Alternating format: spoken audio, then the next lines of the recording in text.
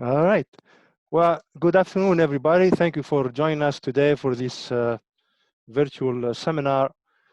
Today, we're going to be focusing on more like a viticulture topics. And Maria and I will be speaking about, first of all, I will cover the spring frost update. And then I believe Maria is going to talk more about canopy management later on. So um, just kind of a quick update. I'm sure many of you already experienced, the freeze events, that we had back in April and May, but I thought I would give a quick overview here. Starting with, again, a reminder that the cold is our major limiting factor for grape production in, well, not only in Ohio, really in our region. And freezing damage could impact grapes 3 out of the 4 seasons. Like it could impact the quality of the fruit in the fall if we have an early fall frost, and then defoliation. It could also impact crops, like a loss of crop either in the winter or spring, and sometimes even vine losses, like we experienced back in 2014 after the polar vortex in the winter. Today, my talk will be more focusing on spring frost. Spring frost actually is more frequent than winter damage. And then the good thing, I guess, about the spring frost is it's not lethal to the vine. Typically, we experience more like a crop loss. It depends on the variety and the temperature. So speaking of temperature, I would like to define what we mean by critical temperature. This is basically how we express cold injury, whether it's in the winter or the spring, what we call critical or lethal temperature, LT50, and it means that that's a temperature that damaged 50% of the tissue after 30 minutes exposure. So as you could see here with grapes, during the winter, those buds, the buds actually, they have these small shoots on them. That could survive temperature as low as even minus 30 or even lower with some super cold hardy varieties. However, those same varieties that could survive minus 30 during the spring will be extremely tender and will not survive temperature just below freezing. This is an example of a range of LT50 during the spring. And then typically that critical temperature is changes with the bud or shoot development. This is an example showing you a table with the different stages of bud or shoot development. And as you could see, as the shoots, begin to grow in the spring and becomes more developed, and we count these, as bud burst or bud break, then the first leaf expanded, the second and the third leaf expanded. So as we move through these different stages, and you look at the LT50, this is again the critical temperature. The critical temperature increases. So basically, the more the shoot is developed, the less hardy it becomes. And this is an example for Pinot Noir. What I'm trying, the picture that you see above here is trying to illustrate this different stage of development of the shoot, as well as the corresponding LT50. One thing I want to kind of remind you, and this has to do with the biology of the vines, what we call apical dominance. And basically, if you look at this long spur, typically when we have shoot development, it happens first at the tip of the spur or the cane. Okay, and that's why you see these. It's already at 3 leaf stage compared to those here at the base. However, at the base of the spur, you could see the buds. Some of them are still closed, or some are still at earlier bud development. And this is typical for all grapes. So we have this apical dominance in all grapes. So if I plug the numbers, from this critical temperature, this is a 3-leaf stage. LT50 is about 30 degrees. And then as we go down at the less developed shoot, the first expanded leaf about 28, and then actually the buds, when they're closed just before bud break, they survive the temperature as low as 26 degrees.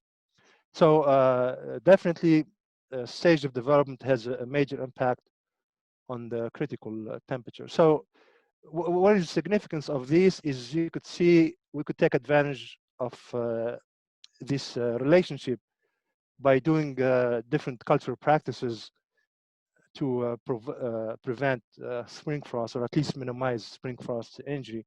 And one of those practices is what we call double pruning. In this slide here, I'm sharing with you different ways or methods of spring frost protection.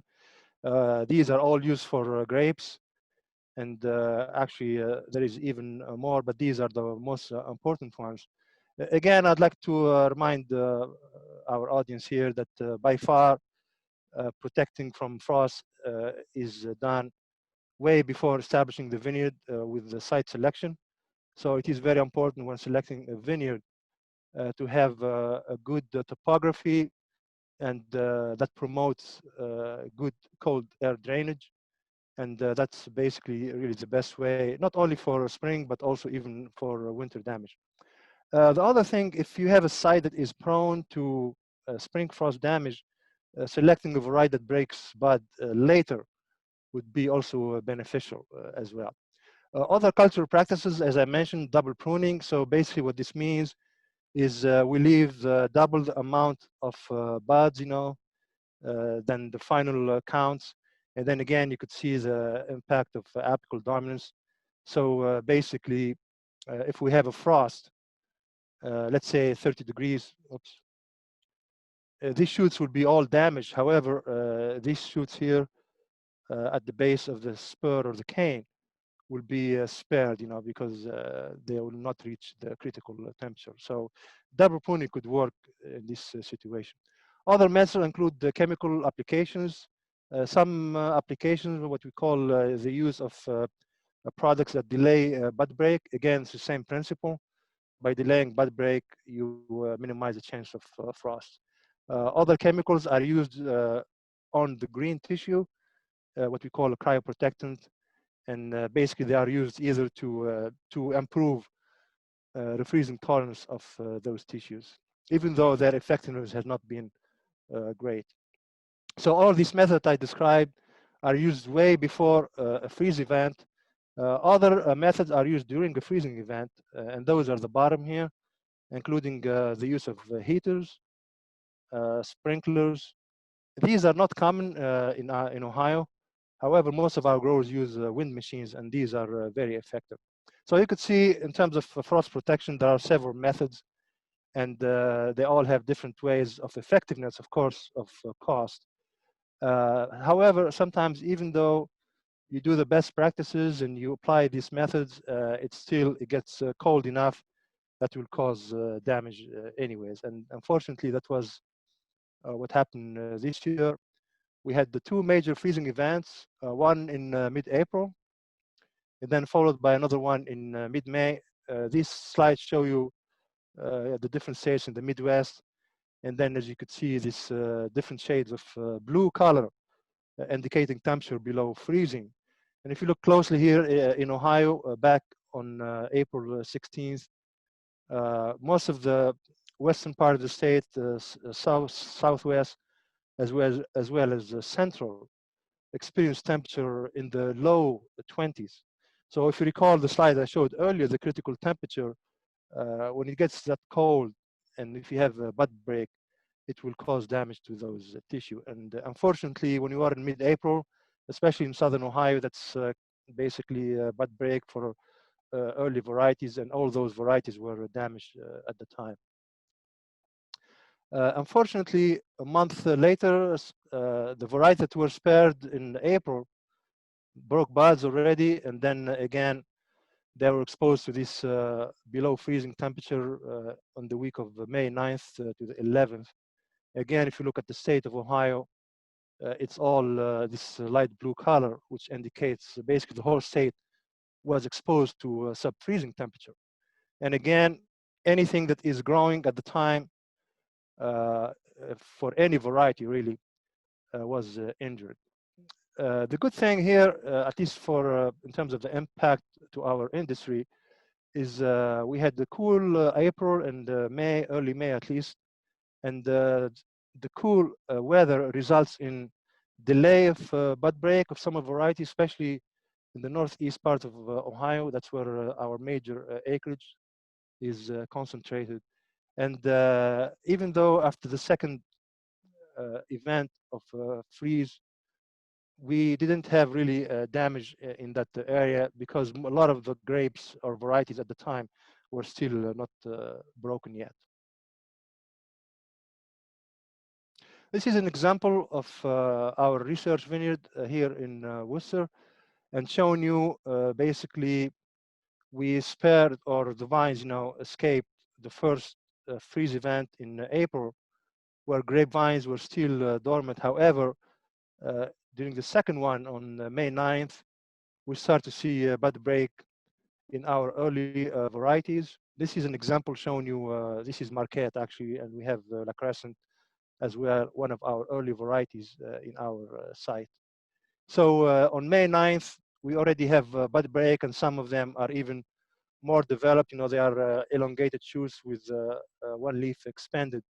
And as I showed you earlier, uh, temperature below freezing will be damaging to those young shoots.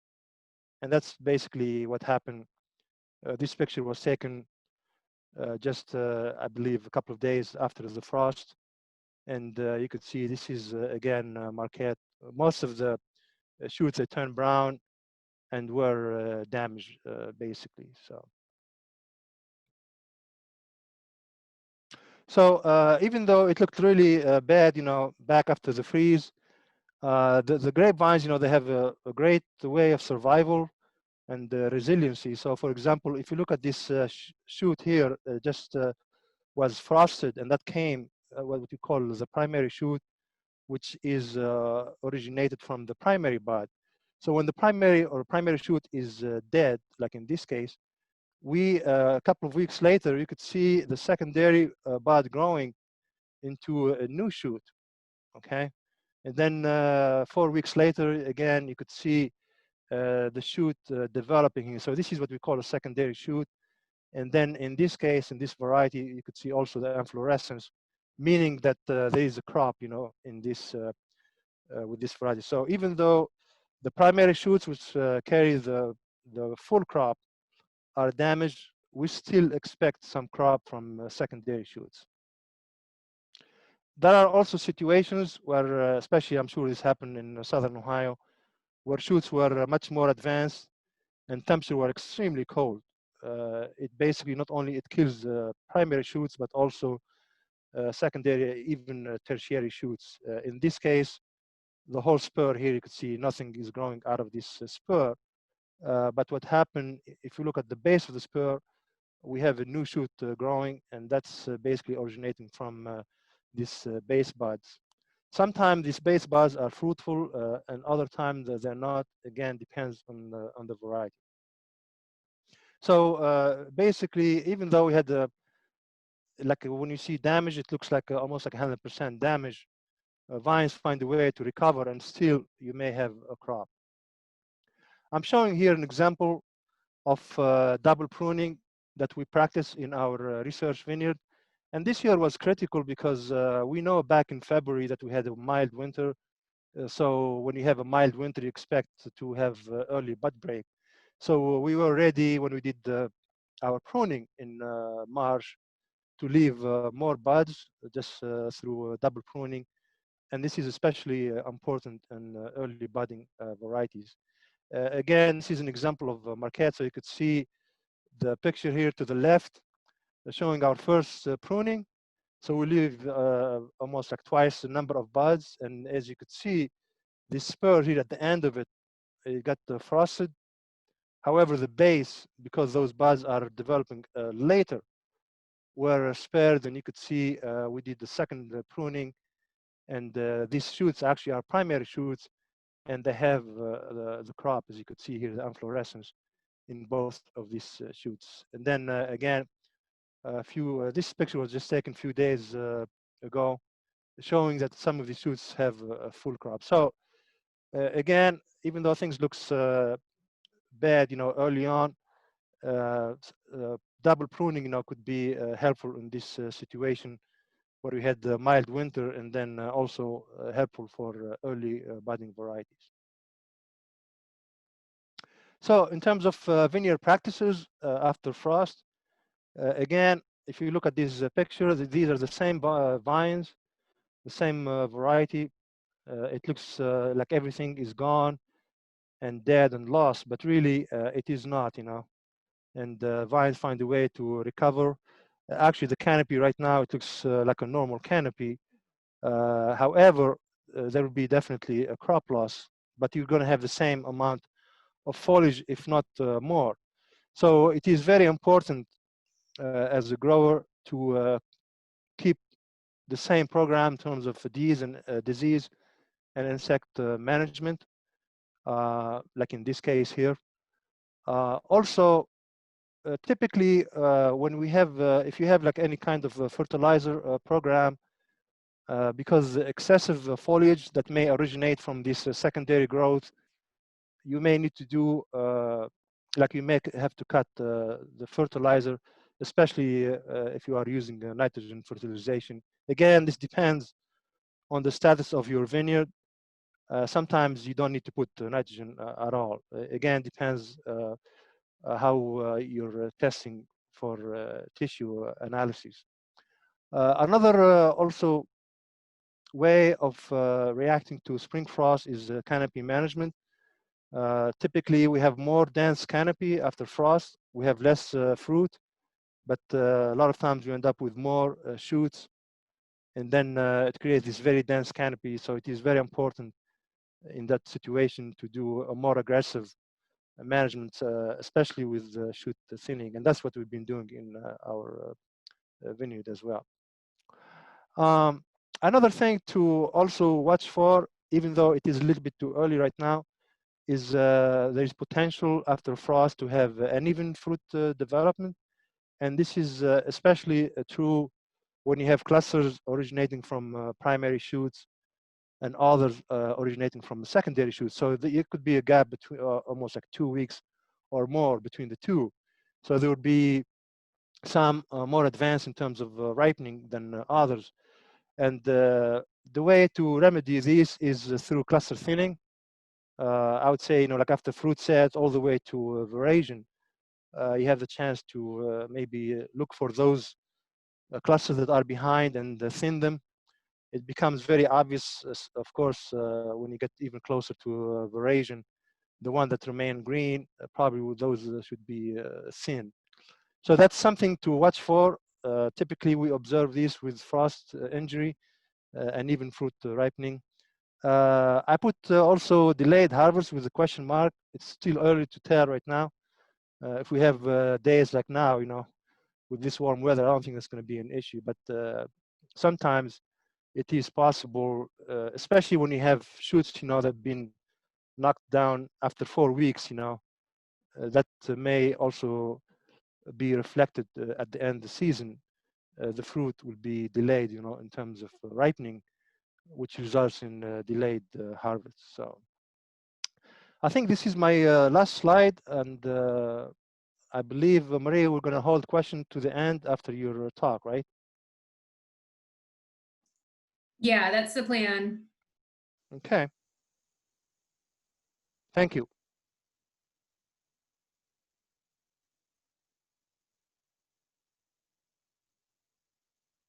I'm going to stop the sharing here.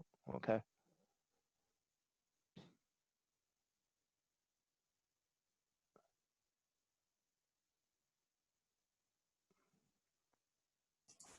So I'm planning to pick up where Imed left off, and let's see if I can swap this out.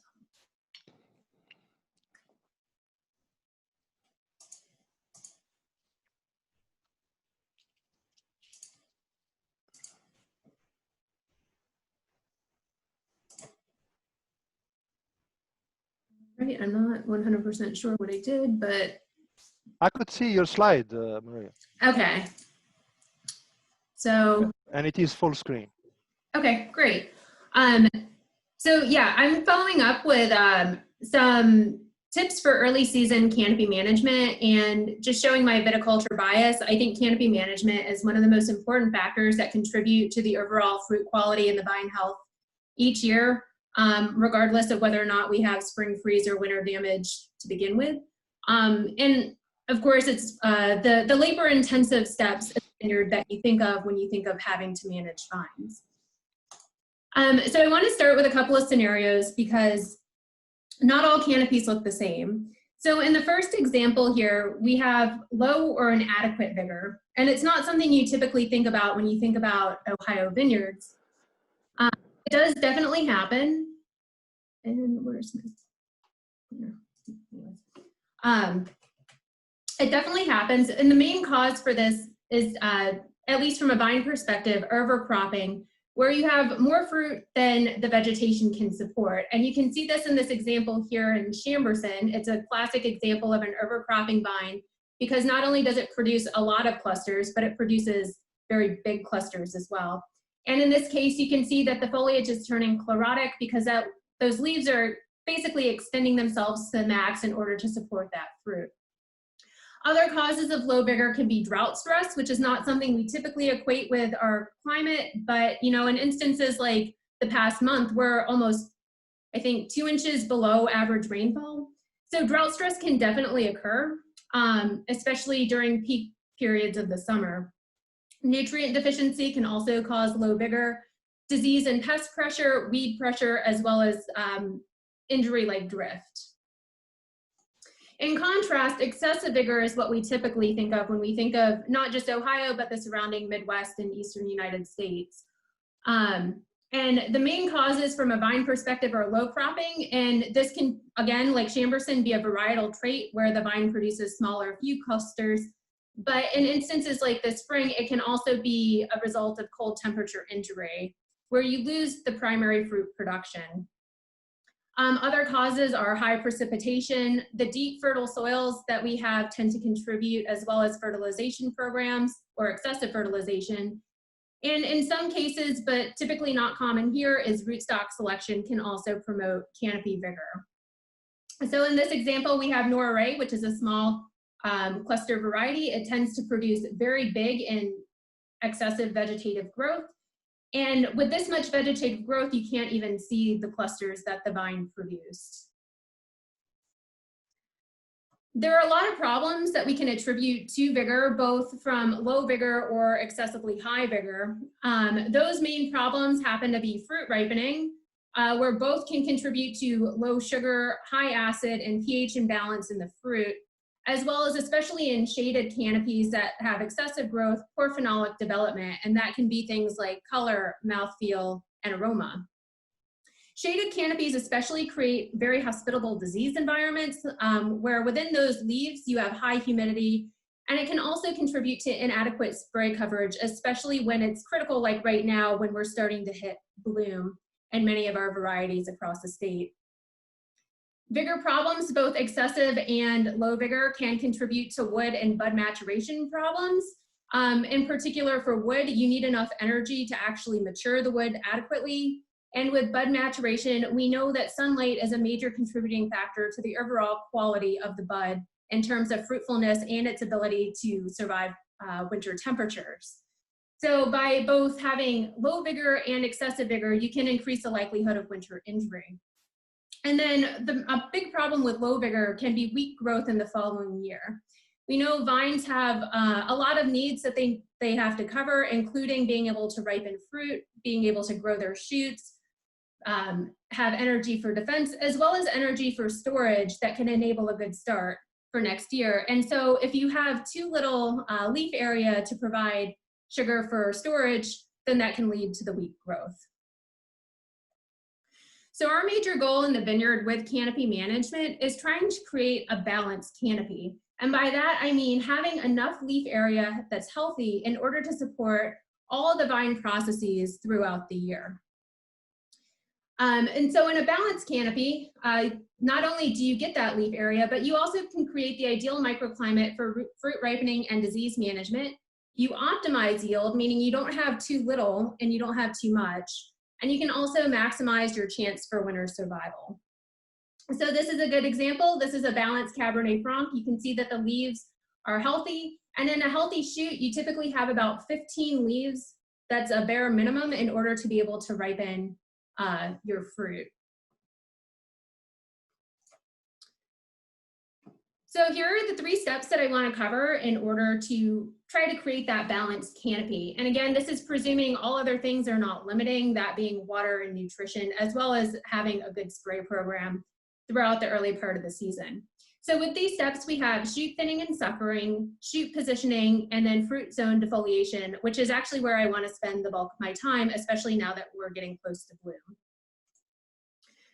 So why should we shoot thin and sucker? It's basically to manage the canopy openness by reducing the density of the number of shoots.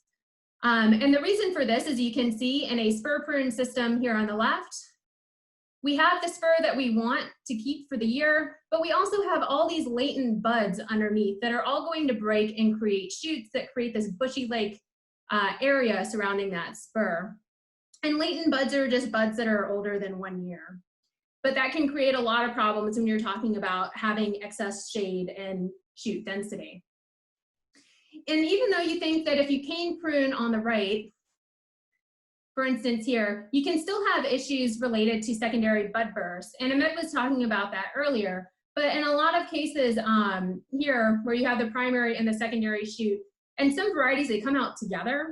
And that's not necessarily a huge problem, except for the fact that you do want to wait until after the last day of frost if you're going to thin off secondary shoots. Okay, so when and what shoots to remove?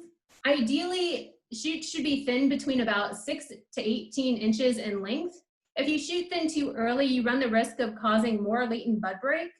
And if you shoot thin too late, not only is the canopy really dense and difficult to see through, but the base of the shoot also begins to lignify or become woody, causing difficulties in removing it without having to use a pair of pruning shears. And so when you're talking about the density that you want to create, for a lower vigor vine, the goal is about 3 to 5 shoots per linear foot of cordon space. So if this is our cordon here, you can think of approximately 1 foot. There should be no more than about 3 to 5 shoots in that foot. If it's a higher vigor vine, you can have more shoots per foot because you have the vegetation to support the fruit that comes with those shoots. And so you can leave a higher number in terms of about 5 to 7. So this is a good example in this vinifera here. This is what it looks like before thinning. You can see with all that latent bud break, you get a lot of bushiness surrounding the spur area. But afterwards, we cut it down to about 5 shoots per foot of space. And that gives a nice open canopy so that your spray program can cover the fruit, and then your fruit, shoots, and buds can all get good sunlight. When you're selecting shoots that you want to keep, think about their desired position as well as the fruitfulness. In some cases, you don't always get what you want. So if you happen to have a blank area along the cordon, you can elect to leave a non-fruitful shoot in order to resume a spur position.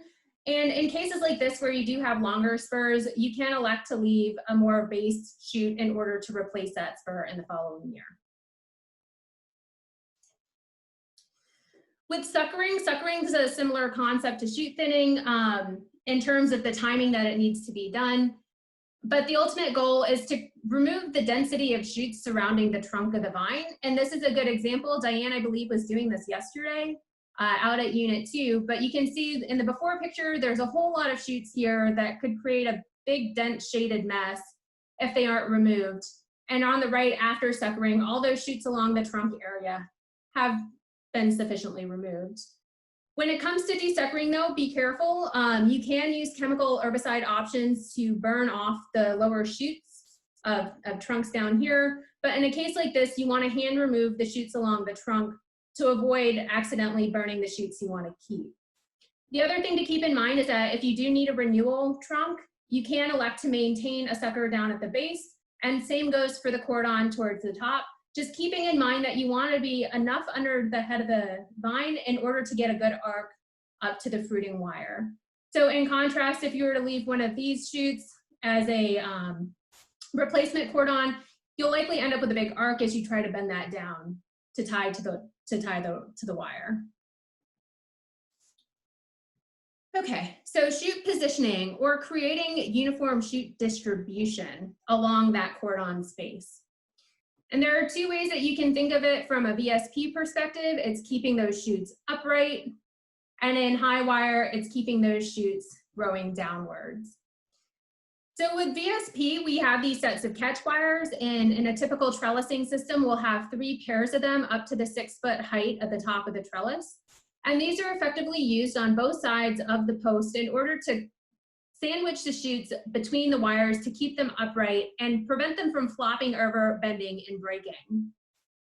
And so as these shoots grow, what we were doing this particular year was we were taking these wires and then just moving them up about 12 inches above this base fruiting wire here in order to prevent them from falling over, especially as those flowers turn into fruit and those shoots get heavier.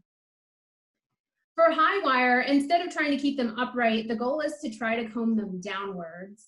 This is done typically near bloom, and the goal is to really detach the tendrils from other shoots and prevent the shoots from just bunching on up and tangling. But you do have to be careful, especially about the timing. You don't want to cause shoot breakage by trying to remove the tendrils. And also around bloom too, you do get a natural drooping effect eventually with fruit set again, so that you can wait a little while longer. But again, really the goal of shoot positioning is to keep those shoots detached from one another and to also prevent them from just growing horizontally. Okay, so this is where I want to spend the bulk of my time, is talking about fruit zone defoliation. There's a lot of caveats that come around with it, but at least in my opinion for Ohio, all vinifera and most hybrid varieties benefit at least somewhat from some level of fruit zone defoliation. And if for nothing else, it's because of the improvements in disease control. So, and this is what you can see by improvements is, again, you have leaves, leaf shade, they create high humidity conditions that are conducive to pathogens, and also it can block the spray from reaching the clusters. Over on the right, where fruit zone defoliation has been performed, and this is the same variety, you can see that the fruit is very well exposed and it's getting good sunlight penetration, good air drying through wind movement in the canopy, and overall fruit quality is likely to be much healthier, especially given falls where we have a lot of rainfall and cloud cover. But timing and intensity of defoliation matter a lot. And the objective of defoliation, or what you're trying to achieve by defoliation, also matters a lot. Of course, with everything, it's all related to your grape management strategies and, like all of your, grape management decisions, it relies on the variety, training system, and site conditions in terms of how and how much to pull. So when we're talking about timing, we're not talking about huge differences in timing, but the differences in timing do cause huge differences in outcomes. So on the left, we have what's called pre-bloom to bloom defoliation, or early leaf removal. And this is when you're removing leaves just before bloom to when the flowers begin to open. And over on the right, more traditional leaf removal, this is performed at beginning at fruit set to pea-sized berry stage. Again, the difference in this timing between bloom to fruit set could be as little as 1 week, depending on the weather conditions, or up to about 2 to 3 weeks after bloom for pea size. So we're really not talking about a whole lot of difference in time.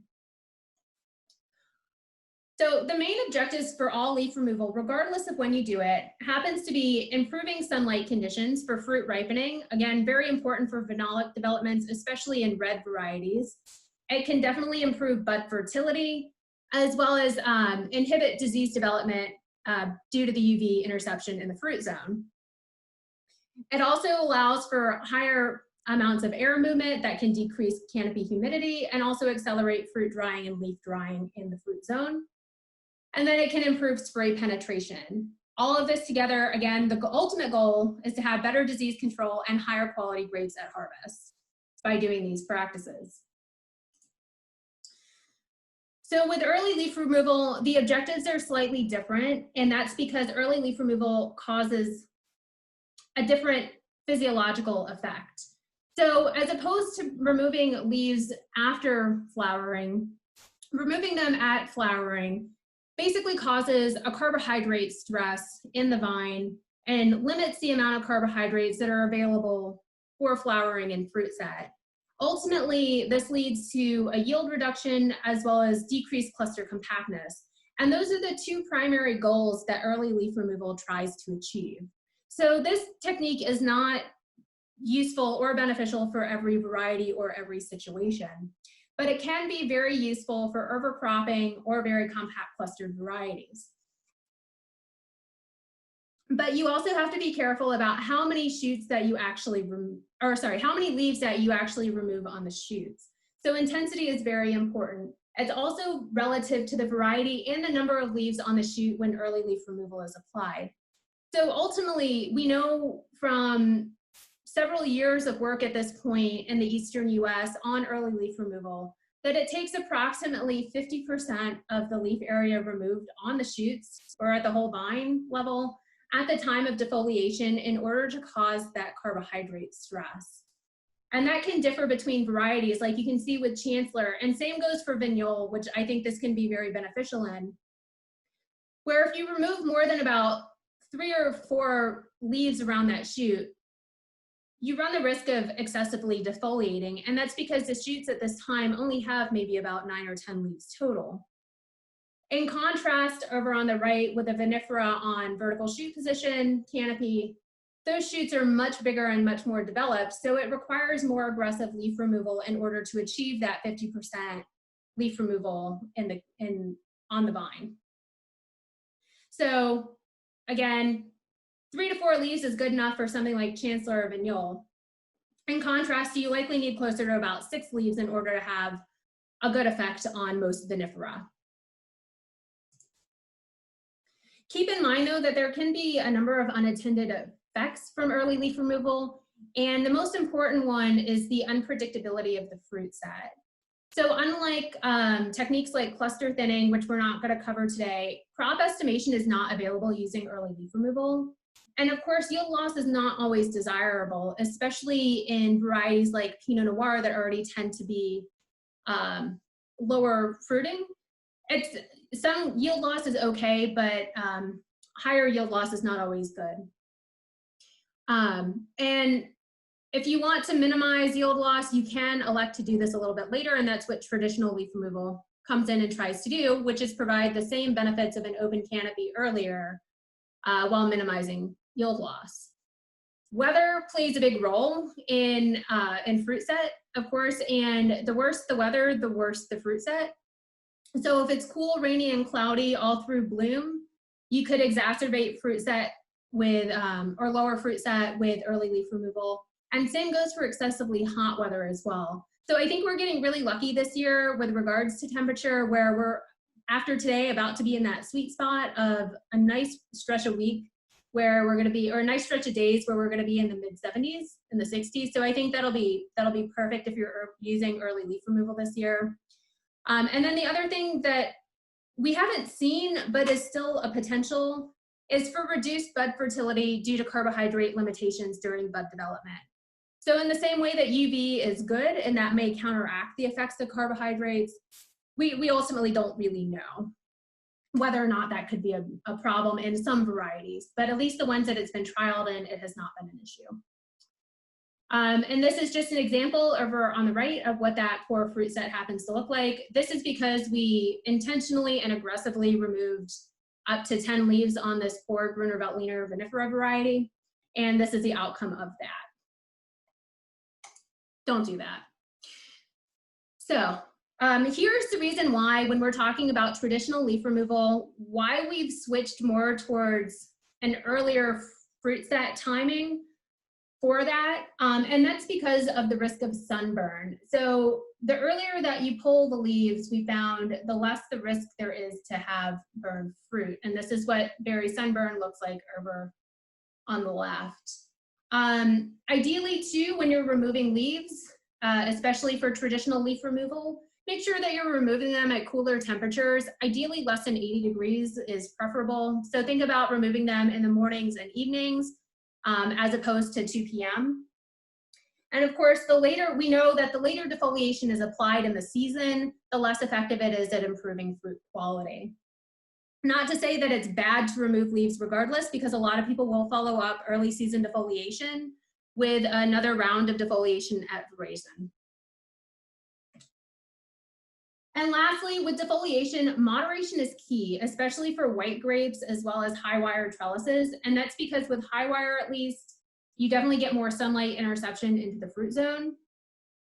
And the other thing being, for white grapes, excessive sunlight exposure can mean things like cooked flavors, excessive acid reduction, concentrated bitter phenolics. All of those are undesirable in white grapes and white wine. And in some cases, you can see a slight decrease in the bricks from excessive sunlight exposure. So if you're concerned about the potential for either sunburn or for excessive phenolic development that you don't want, the idea would be to conservatively only pull the leaves that are around the clusters themselves, and to also consider only pulling the leaves that happen to be on the shaded side of the canopy. And typically in a north-south row orientation, this is going to be the east side of the canopy. I think this is a great example here in the Marquette that we have out at Unit 2, where even though it is a red variety, it's very early ripening. And so you don't necessarily want to expose it completely and 100% because this variety doesn't necessarily benefit from that level of sunlight exposure. And so here you can see that, yes, the fruit is exposed, but this is the east side of the canopy, while the west side of the canopy in the back of the photo still has all of the leaves on the shoots that are going to provide some extra shade and coverage to that fruit during the longest part of the afternoon into the evening. So with that, that'll end the webinar portion of our afternoon. And let me stop the screen sharing and feel free to ask questions.